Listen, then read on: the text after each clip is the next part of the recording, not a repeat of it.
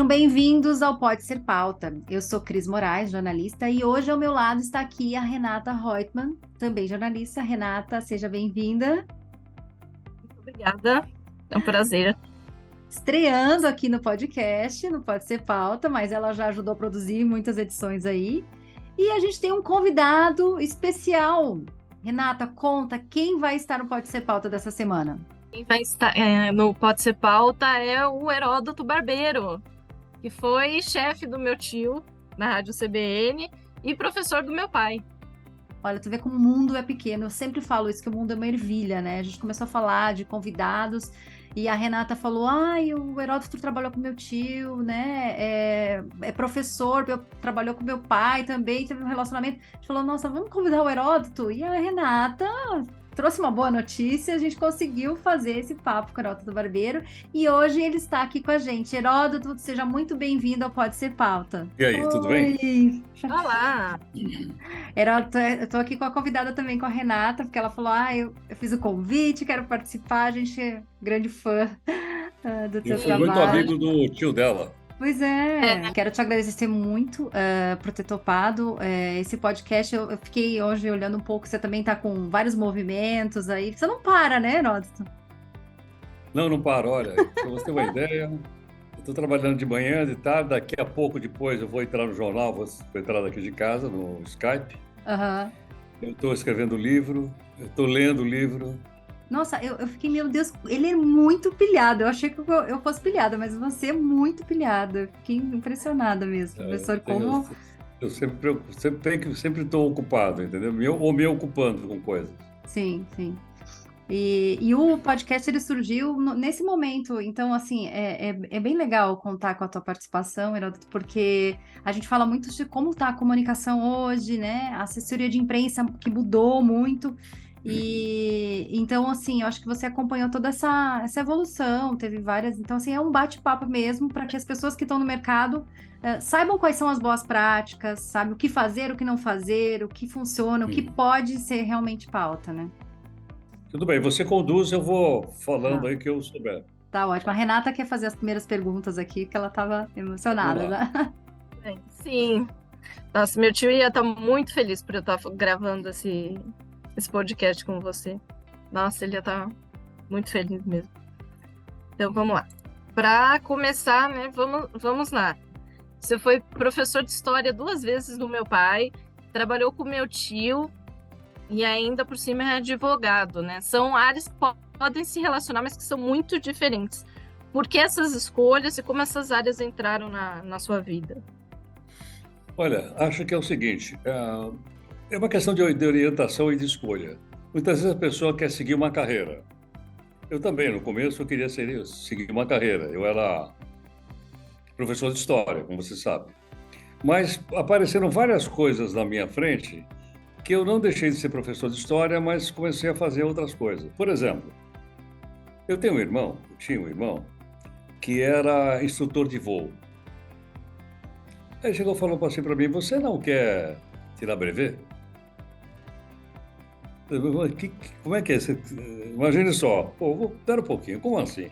Bom, pra você ter uma ideia, eu tirei brevet, voei com ele e tudo mais.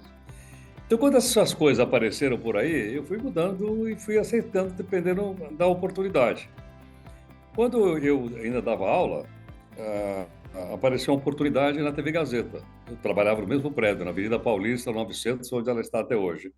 Você não quer apresentar lá um programa às quartas-feiras, à noite? Não, se vocês me orientar, comecei a fazer o programa. E aí foi por aí afora. Então surgiram várias e várias coisas, né? Que eu fui fazendo. Meu pai gostava de direito, meu irmão, outro irmão tinha um escritório de advocacia, falou, escuta, você não faz direito? Aí fui fazer direito. Eu estudei direito, tenho um OAB, essas coisas todas. Então, na medida que essas coisas foram aparecendo, eu fui fazendo por puro diletantismo, não para fazer exatamente uma carreira, entendeu? Para fazer uma carreira, se você muda de opinião, muda de profissão, as coisas ficam mais difíceis. Mas eu não fiz com a intenção de fazer uma carreira, mas sim de conhecer coisas e fui andando. Que legal. E foi até o fim em cada uma das profissões, então, né? Até a OAB realmente você tem, então poderia exercer, mas não chegou a exercer a área de direito. Agora, também é uma coisa assim, quando você muda, começa a fazer uma coisa, não dá para largar para trás. Mesmo que apareça alguma outra coisa, eu acho que a gente tem que concluir aquilo que começou a fazer. Então, eu concluí o curso de Direito, eu concluí o curso de Jornalismo. Alguns eu não consegui concluir. Para você ter uma ideia, eu sou budista. E, então, a escola de budismo que eu frequentava, a maior parte das pessoas falava japonês, eu não falava. Então, eu prestei vestibular na USP no curso de japonês, no curso de línguas orientais. Aí eu não consegui levar à frente, mas não por força de vontade. É porque naquela época o professor era japonês, só falava japonês na sala de aula. A maior parte, eu era o único gaijin, o único estrangeiro lá era eu. O resto era tudo. O pessoal já sabia falar o cotidiano japonês. E aí eu, depois de 1 ano e meio e tal, aprendi algumas coisas, tudo mais, mas parar, aí não dava. Cara, foi demais também o japonês. Mas agora você trouxe até uma das coisas. Você, como assim? Você é monge também, Erasmo Barbeiro. Conta essa história pra gente. Então eu, quando jovem, por uma circunstância assim absolutamente involuntária, fiquei conhecendo o templo budista no bairro da Liberdade, que é um bairro oriental em São Paulo. E aí eu fui lá não fui também para virar budista, não. Eu fui lá para dar aula de inglês para uma senhora que só falava japonês. E eu não falava japonês, e ela não falava português. Como é que eu ia ensinar inglês para ela? Mas, por acaso, essa casa era uma casa muito antiga, era um templo da escola Soto Zen, de origem japonesa. Aí fiquei conhecendo um superior, que era um senhor muito educado, só falava japonês. Mas meu professor lá na USP falava fluentemente japonês e traduzia para mim. E aí veio um convite. Eu primeiro perguntei o que era aquilo, eu não sabia, nunca tinha entrado no templo budista. Aí eles falaram assim, olha, isso aqui é da escola do budismo Zen, que se baseia fundamentalmente em meditação. Eu falei, bom, e aí, eu posso fazer? Ele falou, se você quiser, no próximo sábado, 7 da noite. Bom, nessa época eu tinha 22 anos de idade, 23. No sábado à noite, peraí. Ana, mas eu Ainda é fui. demais, né? Mas você foi igual. Mas eu fui, você acredita ou não? Com Eu fui. 22 anos já, então você começou, né? Aí eu fui e nunca mais saí disso. E tu acha que é isso que te traz, assim, um equilíbrio entre tantos pratinhos que você equilibra até hoje? É essa prática budista? Essa prática budista, ela contribui muito para a pessoa poder ter uma certa estabilidade. Uma pessoa que pratica budismo, nem zen budismo, não é um super-homem, nem uma super-mulher, né? Mas é uma pessoa que tem um certo controle da sua mente. E as meditações não precisam ser feitas exatamente num templo budista, nem rapar o cabelo, ficar careca, nem vestir a roupa como a monja Koen, né, que é também da mesma escola que eu. Mas você pode fazer no cotidiano, você pode estar andando na rua, você pode estar em outros lugares, né, e fazendo essas meditações numa tentativa de controlar a sua mente. E não é fácil. A mente, vou repetir uma frase, a mente mente. Mente. Ela enrola a gente bastante também, né? Mas isso, trabalhar em TV e rádio, você sempre conseguiu colocar muito isso em prática, assim, você entra na tua meditação. Ajuda bastante. Ajuda bastante. Até Aí, por porque a isso, dá para rotina, fazer várias coisas simultaneamente. até porque a rotina é muito estressante, né? No dia a dia do jornalismo ali, no o tempo todo na redação, em tempo real e tal, ainda mais no rádio, né? Em que pese, viu, Renata, as coisas mudaram muito recentemente. Com o advento da tecnologia digital, as redações emagreceram. Então, hoje você não tem mais, por exemplo, como tinha antigamente, uma linha de produção de notícias, onde você tinha pauteiro, redator, revisor, editor. Hoje, você faz tudo. Hoje você edita, você fala, você apresenta, você escreve. E as redações ficaram muito pequenas, muito pequenas. Então, a nossa prática diária de jornalismo, ela mudou bastante. Mudou muito mesmo com essas novas tecnologias. E mais, com isso, nós tivemos veículos de comunicação tradicionais, como a gente conhece, a televisão aberta e o rádio,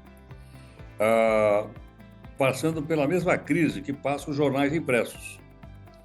Jornais escritos, impressos, Para você ter uma ideia, hoje, o de maior circulação no Brasil é o Globo.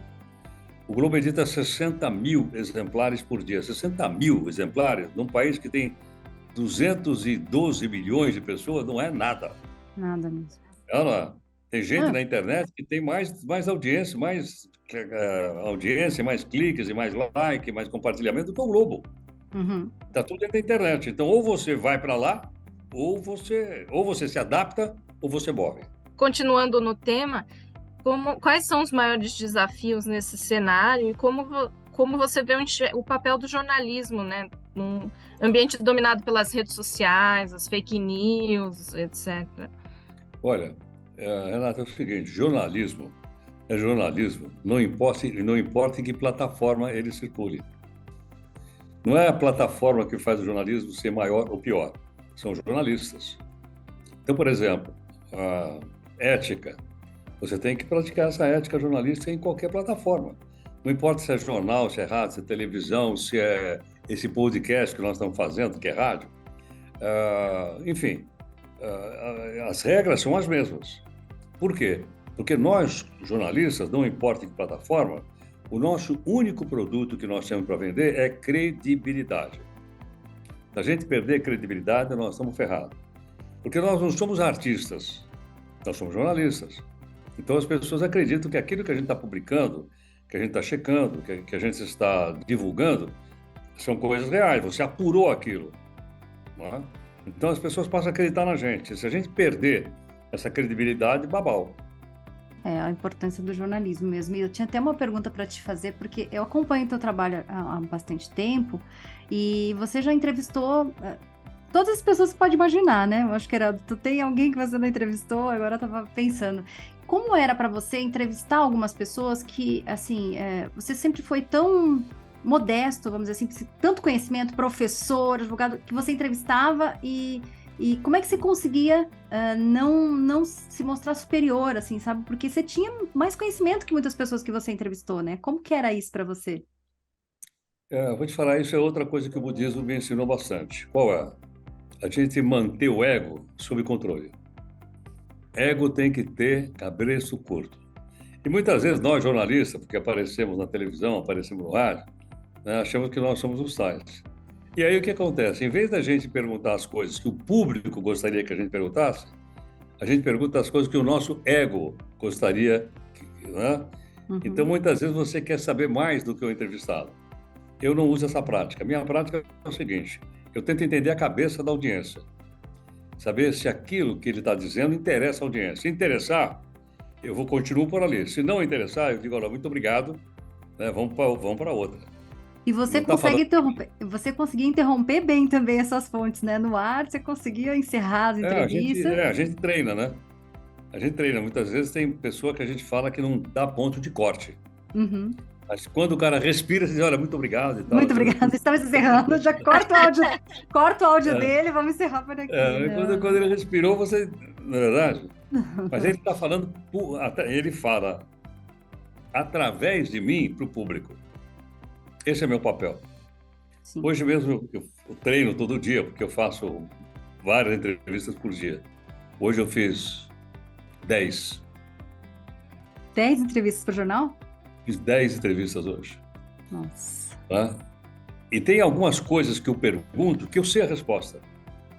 Mas ele que tem que responder, né? Ele não está falando para mim. Percebe ou não? Então eu pergunto. Eu sei a resposta. Mas eu pergunto e ele responde. Quer dizer, é ele que tem credibilidade. Não sou eu. Uma parte da credibilidade dele passa para mim com as perguntas que eu faço. Mas quem é que tem credibilidade mesmo no assunto é ele. Ele é um especialista, ele é um médico, ele é um advogado, ele é um gestor, né? Ele é um líder, ele é um deputado, é um senador, enfim. Então, uma parte da credibilidade dele passa para mim. Mas as pessoas estão esperando respostas dele e não minhas. É um veículo, literalmente um veículo, né? E o que é um bom jornalista para você, Heraldo? Estou aproveitando essa deixa de você falando sobre ele. Então, eu acho que um bom jornalista é aquele que persegue os fatos e publica os fatos como eles aconteceram. Um bom jornalista é aquele que não permite que a sua visão pessoal ultrapasse os fatos. Eu acho que o nosso papel é apurar corretamente e divulgar. Agora você vai dizer, bom, mas a gente precisa tomar cuidado com as nossas narrativas. Eu não gosto desse cara, eu vou pegar só coisa ruim dele para botar aqui. Eu gosto desse cara, eu vou esconder as coisas ruins que ele fez, né? E vou botar só as boas aqui. Eu acho que isso é um mau jornalismo. Eu acho que o bom jornalista é essa pessoa que apura corretamente, tem certeza que aquilo que aconteceu é um fato e ele, então, divulga os fatos. Agora, você vai dizer, bom, mas ele não tem opinião? Tem. Mas a gente não pode misturar opinião com a difusão de fatos. Eu primeiro divulgo os fatos. Se quiser opinar depois, lógico, tudo bem. Pode opinar. Mas vamos separar. Uma coisa é a divulgação do fato e outra coisa é opinar sobre o fato. Separar bem as duas coisas, né?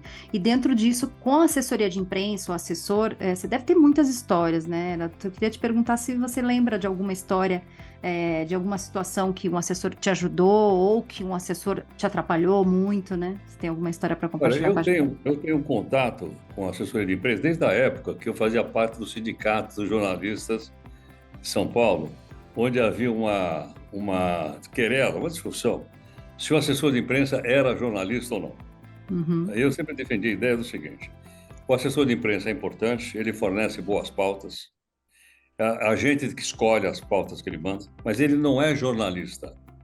Por que não era? Mas eu sou sim, eu fiz curso e tal, tenho diploma. Porque você não tem isenção, claro. Se eu estou sendo remunerado por uma empresa, logicamente, eu vou divulgar fatos favoráveis à empresa, não vou divulgar fatos contrários a ela. Não é verdade? Claro. Então, isso não quer dizer que o pessoal que trabalha em assessoria de imprensa seja menos importante do que o pessoal que trabalha em redações. Não é. Cada um tem o seu papel. Por exemplo, eu recebo uma quantidade gigantesca de e-mails.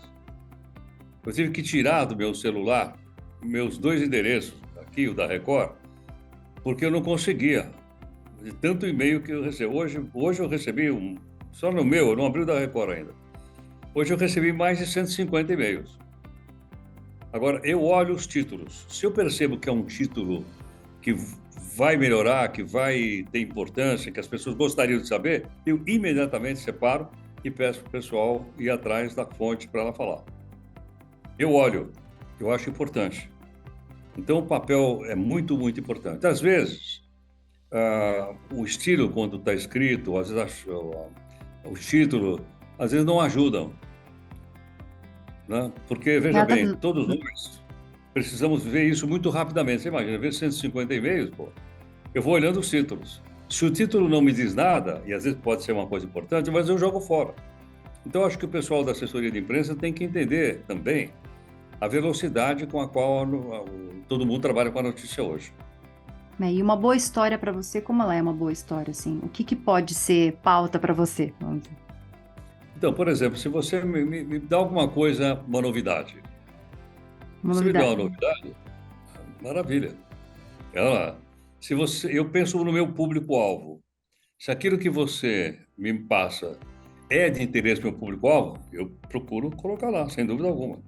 Agora, se eu percebo que é uma coisa muito técnica, que não vai mexer com o meu público-alvo é camada C da população. Eu tenho plena consciência disso. Então, eu simplesmente passo para o outro lado. Agora você vai dizer, bom, mas você já teve, vamos dizer assim, alguma diferença com o assessor de imprensa? Já. Quando? Eu trabalhava na TV Cultura e um ministro da Agricultura foi convidado para ir lá no programa, que eu fazia parte. E aí, à tarde, o assessor de imprensa me mandou as perguntas que era para eu fazer para o ministro da Agricultura. Aí, durante o programa e tal, eu fiz uma pergunta para ele e falei, olha, eu queria sugerir ao senhor, pedir para o seu assessor de imprensa não me mandar as perguntas que eu tenho que fazer para o senhor.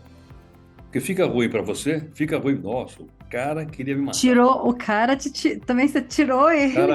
E o cara era um jornalista famoso. Nossa. De jornal, tudo. Ele ficou anos sem falar comigo. Eu imagino, o relacionamento rompeu ali, exatamente, naquele momento, né? Sim, mas é super indelicado, né? É quase como pedir para ler uma matéria antes de ser publicada, né? Não, e outra também. Muitas vezes, isso mais até na TV do que no rádio. O entrevistado entra no estúdio e o assessor de imprensa também. Aí ele fica atrás da câmera, olhando para você, como te ameaçando, como te olhando, como te fiscalizando, quais são as perguntas que está fazendo para o meu cliente aí. Eu acho isso muito ruim. É ruim. Teve aquele caso, esse ano da Caixa, né, que a Globo transmitiu, né, a Globo News, né, a assessora veio e encerrou a entrevista por causa das perguntas. Nossa, é uma situação muito delicada. Mas você também deve ter, assessoras de imprensa, deve ter muitos relacionamentos também, né, Heródoto? De pessoas Sem que dúvida, ajudam, que sem fazem dúvida. o trabalho. Eu conheço muitos. Alguns até me ligam, inclusive, dizem, olha, ou eu, por exemplo, ah, essa semana não sei se vou conseguir. Quando a assessor de imprensa me diz, olha, eu tenho aqui no caso é uma advogada, ela é líder de um grande escritório. Vamos fazer um encontro de relacionamento com a doutora fulano e tal? Ou um café da manhã, ou um almoço? Olha, almoço eu não posso porque eu trabalho à tarde. Então, o café da manhã, sim, eu vou. Por quê? Porque eu aprendo. Né? Eu sei que ali eu sou jornalista, ela é fonte, a assessora de imprensa vai junto, né? Claro. Não é uma coisa de amizade, mas é uma coisa de interesse. Meu interesse é aprender com ela, o interesse dela é: será que esse cara é confiável para eu poder dar entrevistas para ele? Então eu vou, porque eu aprendo. E você, nesses encontros, você acaba tendo também informação em off, que o pessoal fala, é contra e tal, mas são as suas fontes, né? Exatamente. Logicamente que o assessor de imprensa também instrui a pessoa, dizer, olha, cuidado com o que vai falar para ele. Mas daí tem a tua credibilidade e a confiança, né, Heródoto? Daí Não, tem a confiança, sem dúvida alguma. Mas eu acho que, de qualquer forma, um papel da assessor de imprensa é, olha, a gente vai conhecer o fulano e tal aí, vamos almoçar com ele, mas olha, não vamos tocar em tais temas, tal, porque são sensíveis aqui no nosso trabalho. Eu não sei quais são, nem quero saber. Melhor não, né? Já tem muito trabalho, não, né? Eu prefiro ir lá, ouvir a pessoa, faço perguntas sobre o trabalho, sobre o desenvolvimento, aprendo muito com as pessoas. E tenho uma fonte, quando precisar de alguém, vou recorrer a ela. Bom. E, Heródoto, uma coisa que me chamou a atenção, assim, no teu histórico, que você já passou pela política, né, mas você se candidatou e tal, mas você foi ligado a partidos e tal, e que foi até quando o Lula assumiu em 2003, você acabou se desfiliando, né? Você acabou daí se distanciando um pouco por conta dessa tua questão ética mesmo no jornalismo? Olha, é o seguinte, de novo essa questão de aparecer as coisas na frente e você ir fazendo. Quer dizer o seguinte, quando você olha para os países democráticos, antigos, não tem problema nenhum do jornalista pertencer a um partido político. Ele só não pode esconder. Então, se ele for perguntado publicamente, o senhor é afiliado ao Partido Democrata ou Republicano? Era assim, sou. Por que razão? Porque a audiência passa a fiscalizar melhor o cara.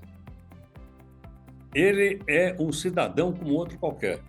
Ele tem partido, ele tem time de futebol, ele tem suas preferências, não é verdade? Então, eu acho que, a minha opinião pessoal, eu acho que se o jornalista for perguntado em público, ele tem que responder. Ele diz, não sou filiado a nenhum partido. Ou sou filiado, sim, ao partido A, B, C, etc. Porque aí eu acho que as pessoas têm mais facilidade de fiscalizar.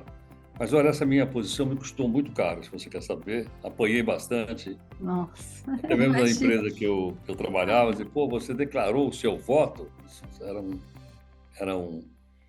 Era um grande auditório, estavam falando sobre política, eu não fui lá para falar de política, fui lá só para moderar o debate. Fui para o jornal Meio e Mensagem. E daí foi Era só jornalistas que estavam na plateia. E aí todo mundo eu perguntando para o pessoal, porque eu era o mediador. Aí, numa certa altura, eu falei, bom, gente, obrigado, e senhor. O pessoal falou, e você, e você, e você? Eu falei, não, olha, eu não sou, eu sou o mediador aqui. Não, e você, qual é a sua opinião? Você acha que deve declarar ou não? Tinha 4 jornalistas. Dos 4, 2 disseram sim e 2 disseram não, entendeu? E aí o público, quando 2 disseram sim, o público começou lá, imagina, tinha 200 pessoas lá dentro. Então, em quem? Eles disseram, nós não decidimos ainda. E quando fizeram a mesma pressão em cima de mim, eu disse, não, eu acho que deve sim. Aí o pessoal começou a perguntar quem, e eu disse. Aí os caras publicaram no jornal. Aí meu chefe lá no Rio ficou sabendo. Imagino. Mas aí eu falei a mesma coisa, olha, eu acho que eu não posso esconder. Os caras me perguntar em público, né? Se eu tiver preferência, as pessoas Como time de me fiscalizar futebol, muito né? melhor. Muito Sim, melhor. sim. E você vê que com hoje certeza. é mais comum isso, mas na época que aconteceu isso, apoiei muito. E você foi fazer jornalismo depois que você já tinha feito outros cursos, que quando você foi entrar em algum veículo, foi por isso que você resolveu fazer jornalismo? Depois? Não, na verdade, eu fiz jornalismo, a escola, porque era obrigatório. Você não podia trabalhar sem diploma. E como a faculdade Casper Libero ficava no prédio da Gazeta e no prédio do Objetivo, onde Você eu morava trabalhava, lá, praticamente, então, morava né? Já lá. tava lá. Legal. Então Renato, você queria fazer eu fiz pergunta, não? vestibular, né? Você fez Para mim foi vestibular? uma sensação muito boa. Com que Eu já idade estava era há isso? 15 anos, de repente eu virei aluno. Sentei com a Você dava moçada aula. lá. Você dava aula para eles, na verdade, né? Uma boa parte do pessoal tinha sido meus alunos no cursinho. Mas de novo, não tem ego, né? Porque você tava ali normal e Mas foi convivendo com tudo. foi muito legal, foi muito bom. Aprendi muito lá com os professores, tudo. Essa questão de estudante e tal, o que você diria para as pessoas que estão ingressando na carreira e que querem ter sucesso como jornalistas? Afinal, ser uma lenda no jornalismo. Olha, O que eu você acho o faz? seguinte, eu usei uma expressão, por exemplo, todo o pessoal que está fazendo curso de jornalismo, todo mundo que me pede para ajudar a fazer trabalho, eu ajudo. Todo mundo que pede para me ajudar a fazer TCC, eu ajudo. Todo mundo que me pede para dar alguma entrevista, eu dou entrevista para o pessoal, para os estudantes, de uma forma geral. Acho que é o mínimo que eu posso fazer. Mas eu aprendi lá atrás o seguinte: eu não sei se eu vou fazer medicina, uma pessoa falou lá. Aí alguém disse, não me lembro, disse, olha, para você saber o que é medicina, não adianta você comprar um compêndio e ler. Vai assistir umas aulas no curso de medicina. Se você gostar, você fica. Se você não gostar, saia fora. Veja, eu dei aula em cursinho muito tempo. Quantas pessoas eu conheci que entraram no curso faz 1 ano, 2, e depois disseram, não é isso que eu quero. Então, a mesma coisa no caso do jornalismo. Eu sugiro o seguinte, se a pessoa pensar em fazer jornalismo, vai assistir umas aulas da faculdade. Pede a tua autorização, a faculdade dá. Vai assistir umas aulas do curso de jornalismo. Vai conhecer uma redação. Vai ver como o pessoal trabalha. Eu acho que isso é que faz com que a pessoa decida realmente se ela quer fazer essa carreira ou não. Porque muitas vezes a gente cria mais fantasia, a gente cria mais coisas que não são reais. E quando a gente chega lá, aquilo pode até desestimular da gente continuar fazendo aquela tarefa. Hoje, para você, o que é uma boa pauta? O que deve estar na pauta da imprensa, assim? Eu acho que o que deve estar na pauta da imprensa é tudo aquilo que acontece e é do interesse do público. Então, por exemplo, um exemplo mais recente. Tudo que aconteceu lá no litoral norte tem que estar na pauta da imprensa. Né? Tudo que aconteceu, desabou, tudo aquilo. E até mesmo uma discussão. Por que essas pessoas vão morar naquele lugar? Cadê a prefeitura? Cadê a Câmara Municipal? Cadê o governo do Estado? Cadê o governo federal? Quer dizer, a gente parte dos fatos e aí a gente passa a discutir. Isso é política. Não é aquela política P pequena, é uma política com P maiúsculo. Que a gente Política discute pública, né? na mídia. Política pública, entendeu? Né? Quer dizer, esse negócio, não só lá, já em vários lugares do litoral brasileiro, aquilo é crônica de uma tragédia anunciada. Porque a geologia daquela região, ela escorre. Aí você vai, tira a mata, bota a casa, tem esgoto, planta bananeira, água enfia, vai escorrer. Aquilo que a gente vê, em inglês é slide. Entendeu? Aquilo é um grande... vai escorrer, um grande slide. Mas todo mundo vê, tem a informação, mas não faz nada. É isso, né? Ou então, se você vê no local onde aconteceu a tragédia, quando você passa pela estrada em direção a São Sebastião, você passa na Barra do Saí, que é um lugar lindíssimo, lá direito. Boas casas, mansões, barcos. Do lado esquerdo da estrada é uma favela onde aconteceu tudo isso. Esse pessoal da favela trabalha nas casas que estão perto do mar. E os terrenos para a direita, mais perto do resto, são caríssimos. O pessoal não tem condições. Então, o que eles fazem? Eles atravessam a estrada e vão no morro. E aí a prefeitura, debaixo de grande pressão dos loteadores, dos invasores e da miséria, a prefeitura não resiste e larga a mão, o pessoal vai subindo lá. Heródoto, tem um quadro aqui no podcast que a gente fala que é um café com boas notícias, né? E, assim, eu queria saber da tua opinião, assim, o que seria um café com boas notícias? Qual seria, assim, a notícia ou a manchete para você que você gostaria de dar ou de você gostaria de ler, né? No teu café com boas notícias. A minha notícia seria o seguinte: o Brasil está entre os 10 países com o melhor nível de ensino no mundo.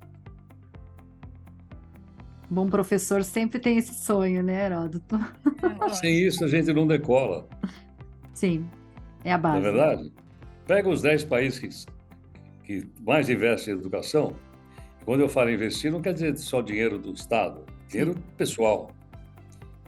Né? São os 10 potências mundiais em tecnologia, em desenvolvimento e tudo mais. Então, eu gostaria de dar essa notícia. Olha, nós estamos entre os 10, o que significaria que a gente ia mudar a estrutura do nosso país, a cidadania, o desenvolvimento, a tecnologia, por aí afora. Falando em tecnologia, até eu queria saber a tua opinião sobre o assunto que foi agora principal nas últimas 2 semanas sobre o chat GPT, né? Como que você viu isso? Se chegou, não sei se chegou a testar ou não, o que você achou dessa ferramenta de inteligência artificial? Não tem volta. Não tem volta. Não adianta a gente lutar contra ela. Nós temos que colocar ela dentro dos parâmetros daquilo que é razoável. É como telemedicina. Os médicos estão bravos com essa ideia, meu irmão é médico. Estão bravos com a tal telemedicina. Não tem volta. Não tem volta. Né? Os jornais de tinta e papel vão acabar. Vai acabar. Eu não estou dizendo que o jornalismo impresso vai acabar. Eu estou dizendo que ele era impresso em tinta e papel e agora ele vai estar impresso em bits e bytes nessa tela aqui. Mas aquela plataforma vai acabar. Que é o caso do rádio. Estou escrevendo sobre isso, fazendo uma pesquisa. O rádio vai acabar como você conhece hoje. Eu estou escrevendo sobre o New Rádio, New Radio. Que legal. Tá? Por quê? Onde está meu aparelho de rádio? Não é verdade? Sim. Ou eu chego aqui na cozinha da minha casa e falo, Alexa, liga para mim na Nova Brasil. Quer dizer, não tem antena, não tem radinho, não tem. É um rádio que está sendo propagado por streaming e não mais por onda eletromagnética como desde que ele apareceu. Agora, eu sei também que há muito saudosismo, né? Eu até estou vendo direitinho como é que estou escrevendo, porque há um saudosismo muito grande. Mas tudo bem, todo mundo tem o direito de ser saudosista, nada contra. Mas eu digo, não tem volta, vai acabar também. Olha para frente. Tá? Eu entro no metrô e vejo lá 80% das pessoas com isso aqui na mão, ou com esse fone de ouvido, ou com Bluetooth, ou olhando aqui, está todo mundo aqui. Entendeu? Está todo mundo aqui. Então, por esse motivo, não tem volta. A tecnologia, ela mudou, não tem jeito, não vai voltar para trás. Se adapte ou morra, né? Adapte-se ou morra. Eu queria saber o que te inspira no dia a dia. O que me inspira? No dia a dia, na sua vida, enfim, no jornalismo. Inspiração de Olha, vida. o que me inspira é fazer as coisas bem feitas. Eu gosto de fazer as coisas com humor. Gosto de fazer as coisas que eu acho que estou ajudando a mudar alguma coisa. Eu acho que eu estou difundindo ideias de outras pessoas que podem melhorar a sociedade. Eu acho que é isso que me inspira. Tá? Então, não estou fazendo para ganhar nada. se eu recebo salário, não estou atrás de nenhum presente, nenhuma garrafa de vinho, nem absolutamente nada. Né? Porque a gente não pode trocar a questão editorial pelo nosso trabalho. Se você me der uma garrafa de vinho, eu aceito. Se você me disser, olha, essa garrafa de vinho é para você entrevistar fulano, eu não aceito. Não é verdade? Isso é integridade. Então, essas linhas gerais eu acho que são linhas que todos nós praticamos. Na é verdade, a gente anda atrás disso. E outra coisa, quando a gente fala em credibilidade, também uma parte da nossa credibilidade está debaixo do chapéu que a gente trabalha. Na é verdade? Você imagine, por exemplo, um chapéu tipo BBC, que eu ouço diariamente aqui, eu leio todo dia. Pô, trabalhar na BBC, se eu sou jornalista, vou para o CNN, eu fiz estágio lá, em Atlanta. Pô, eu gostaria de trabalhar na CNN. Dizer, olha, eu sou jornalista CNN, olha, a marca muito forte. BBC, marca muito forte. Não é verdade? Mas aí isso ainda não consegui. O Heródoto já está querendo mais um trabalho, né? Olha isso. Mais um trabalho, mais alguma coisa. Nossa, é muito, muito bom conversar contigo, Heródoto. Muito obrigada pelo teu tempo, um professor aí pra gente. Assim, muito obrigada mesmo. Sucesso aí em todos os teus projetos. Tenho certeza que realmente todos eles sempre vão ser um grande sucesso. Eu estava olhando hoje, eu falei, é o Ariano. Tá explicado por que ele é tão perfeccionista. Por que ele, tá disponível? Eu falei, porque as pessoas mais organizadas, elas sempre estão disponíveis, elas sempre têm agenda. As pessoas que não são, elas não têm. Me ensinaram uma vez que as pessoas mais disponíveis são aquelas mais ocupadas. Tem mais coisa para fazer, mais ocupadas. É bem isso, né? Então elas conseguem organizar. A pessoa que não é ocupada nunca tem tempo para nada. Verdade. Heródoto, muito obrigada mesmo pelo teu tempo aí. Eu que agradeço. Pelo trabalho, viu? Obrigado, um grande abraço na Renata. Dizer para ela que eu trabalhei com o Estevão, porque eu tinha grande admiração. Fui eu que contratei o Estevão para trabalhar lá na CBN. Legal. E ele foi um grande cara, e mesmo depois que eu saí de lá, sempre tive muito contato com ele. Era um excelente jornalista. Aprendi muito com ele. Obrigada, Heródoto, por participar aqui do Pode Ser Pauta, por ter topado falar com a gente. E a gente teve a participação da Renata. Renata quer se despedir do primeiro episódio. Espero que possa participar de outros episódios. Sim, ótimo. Muito obrigada pela oportunidade. Agradeço também ao Heródoto por ter disponibilizado o tempo na sua agenda corridíssima entre 1001 tarefas e atividades. Eu sempre falo, a gente tem que aprender com quem sabe. E o Heródoto é uma pessoa que sabe muito do jornalismo. Ele tem história para contar. E assim, foi um papo muito interessante porque ele mostrou justamente o jornalismo como ele é, nu e cru, literalmente, né? Uma pessoa que tem uma agenda tão atribulada e pôde participar aqui. Eu espero que você tenha gostado desse bate-papo, que você aprenda. Se você não conhecia o Heródoto Barbeiro, já dá aí um Google, porque, gente, ele é um mito do jornalismo. E é, assim, um grande marco aqui para o Pode Ser Pauta trazer um jornalista tão importante que vocês possam aprender com ele. Aproveita para assistir, para ver vídeo. A gente tem o canal no YouTube e os canais de plataforma para assistir esse episódio, porque está imperdível. Mandem lá comentários, mandem sugestões de quem você quer ouvir aqui no podcast. E aproveita para fazer lá uma avaliação, para que o Pode Ser Pauta traga muitas pessoas importantes, jornalistas e profissionais, para falar o que pode ser pauta na imprensa.